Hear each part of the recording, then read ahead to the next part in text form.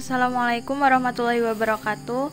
Perkenalkan, kami dari kelompok 5 yang beranggotakan Akis Nafika Malina Muhaimin, Asmi Ifadatunisa, Fahriza Indah Nur Aini, Hasbi Nasir Husain, Liza Abelia Putri, Muhammad Ibrahim, Nelly Anggraini Ayuning Tias, Reni Alvina Rahmawati, dan Supatmi Wulandari.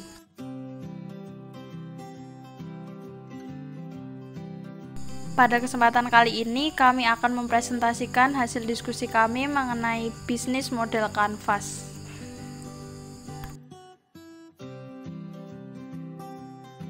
Berikut ini adalah tabel rancangan bisnis model kanvas dengan brand rumah jilbab.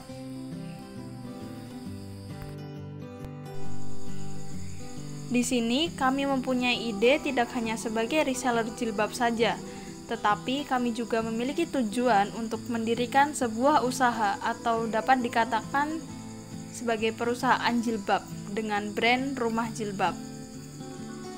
Pada dasarnya, bisnis model kanvas kami berisi 9 blok yang akan kami terangkan lebih lanjut meliputi value proposition, customer segment, customer relationship, channel, key activities, key resources, key partners, cost structure, dan revenue streams.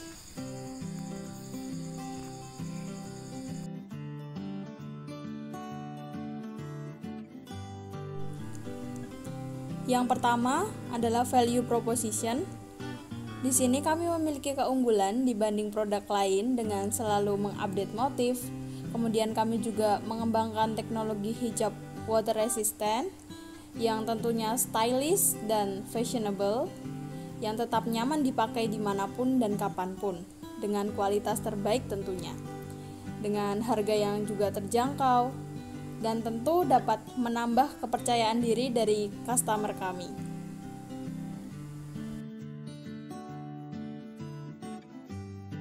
Yang kedua adalah customer segment, di mana orang-orang yang ada dalam customer segment ini sebagai sasaran yang nantinya akan tertarik dengan value proposition yang kami berikan.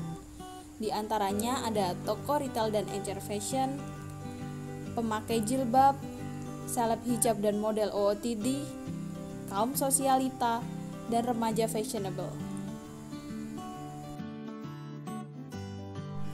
Yang ketiga yaitu customer relationship, merupakan cara yang kami gunakan dalam hal berkomunikasi dan berhubungan dengan customer segment kami. Customer relationship ini dapat dibangun melalui live chat community, di mana kami membangun komunitas agar tujuan pemasaran kami bisa berjalan lebih cepat dan lebih luas lagi. Yang kedua, melalui customer service. Yang ketiga, melalui co-creation.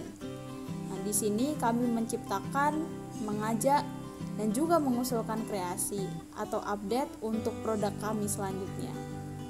Dan yang terakhir adalah review.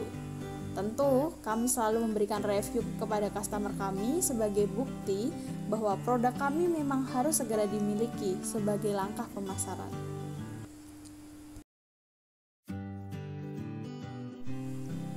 Yang keempat yaitu channel.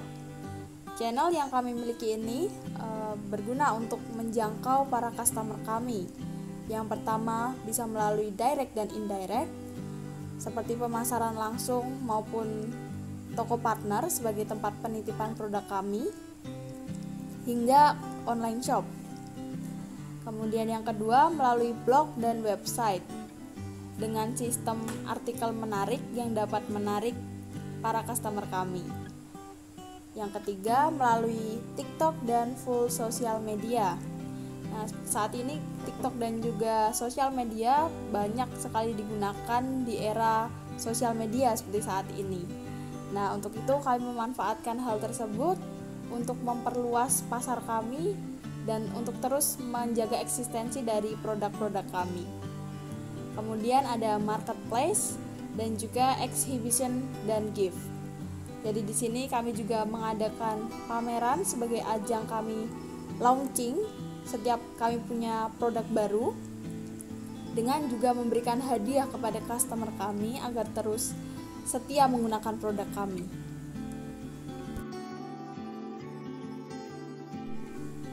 Yang kelima ialah key activities, sebagai hal wajib yang kami lakukan untuk terus menghasilkan value proposition yang kami tawarkan.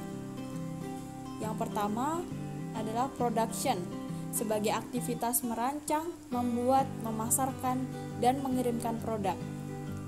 Kemudian ada update motif produk, new design, inovasi bahan yang tentunya untuk tetap menjaga kualitas produk-produk kami. Kemudian platform network dan juga memelihara produk.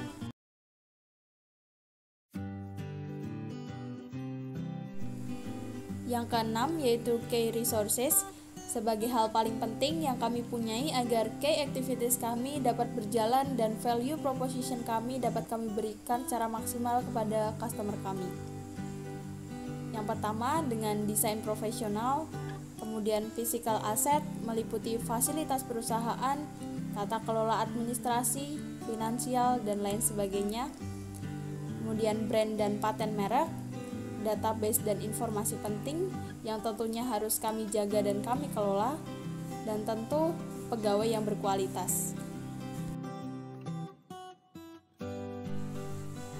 Kemudian yang ketujuh yaitu key partners, di mana di dalamnya adalah pihak-pihak yang kami ajak untuk bekerja sama dengan perusahaan kami. Di antaranya ada pusat bahan berkualitas, kemudian brand ambassador, software design, supplier relationship, tim promosi, penjahit, dan juga jasa pengiriman.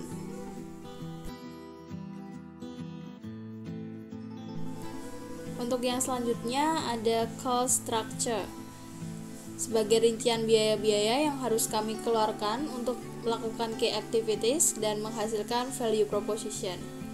Yang pertama ada cost driven bahan, di mana di sini biaya yang keluar tergantung pada harga bahan baku.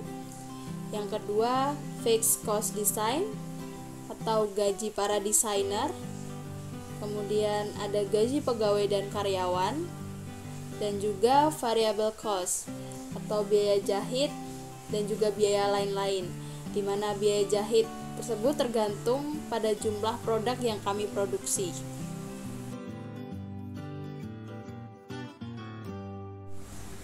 Dan yang terakhir ada revenue streams, di mana di dalamnya terdapat berbagai cara untuk menghasilkan keuntungan dari value proposition kami.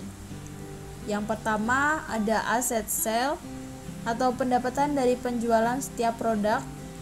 Kemudian kedua ada subscription fees atau hasil biaya berlangganan dari kontrak penggunaan produk untuk acara tertentu.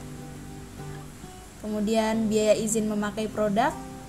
Dan yang terakhir, lending fee atau hasil biaya peminjaman sementara produk untuk kebutuhan tertentu. Ya, mungkin itu saja yang dapat kelompok kami sampaikan. Kami mohon maaf apabila dalam penyampaian kami masih terdapat banyak kesalahan dan kekurangan. Sekian dari kami. Wassalamualaikum warahmatullahi wabarakatuh.